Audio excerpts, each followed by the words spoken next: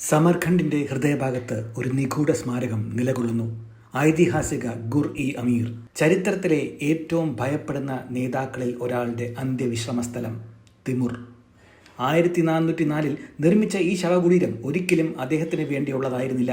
അത് അദ്ദേഹത്തിന്റെ ചെറുമകന് വേണ്ടിയാണ് നിർമ്മിച്ചത്. എന്നാൽ 1405 തിമൂർ പെട്ടെന്ന് മരിച്ചപ്പോൾ അദ്ദേഹത്തിന്റെ മൃതദേഹം ഇവിടെ കൊണ്ടുവന്ന് എന്നേക്കമായി അടക്കം ചെയ്തു. എന്നാൽ ഇനിയാണ് ഞെട്ടിപ്പിക്കുന്ന ആ കഥ. നൂറ്റാണ്ടുകളായി അദ്ദേഹത്തിന്റെ ശവകുടീരത്തിൽ കൊത്തിയെടുത്തൊരു മുന്നറിയിപ്പിനെ കുറിച്ച് നാട്ടുകാർ മന്ത്രിച്ചു. എന്റെ ശവക്കുഴി ശല്യപ്പെടുത്തുന്നവൻ എന്നേക്കമായി വലിയ ദുരന്തം അഴിച്ചുവിടും. പലരും ഇത് വെറും ഒരു ഇതിഹാസമാണെന്ന് വിശ്വസിച്ചു. 1941 വരെ നരവംശ ശാസ്ത്രജ്ഞനായ മിഖായൽ ജെറാസിമോവിന്റെ നേതൃത്വത്തിൽ സോവിയറ്റ് സംഘം ശവകുടീരം തുറക്കാൻ തീരുമാനിച്ചു. മുന്നറിയിപ്പുകൾ ഉണ്ടായിരുന്നിട്ടും ഭയമുണ്ടായിരുന്നിട്ടും അവർ അത് തുറന്നു. 2 ദിവസത്തിന് ശേഷം ഓപ്പറേഷൻ ബാർബറോസ ആരംഭിച്ചു. ചരിത്രത്തിലെ ഏറ്റവും വലിയ അധിനിവേശം. ദശലക്ഷക്കണക്കിന് ആളുകൾ മരിക്കും. അത് യാദൃശികമായിരുന്നോ അതോ ആ ശാപമായിരുന്നോ? കഥ കൂടുതൽ വിചിത്രമായി.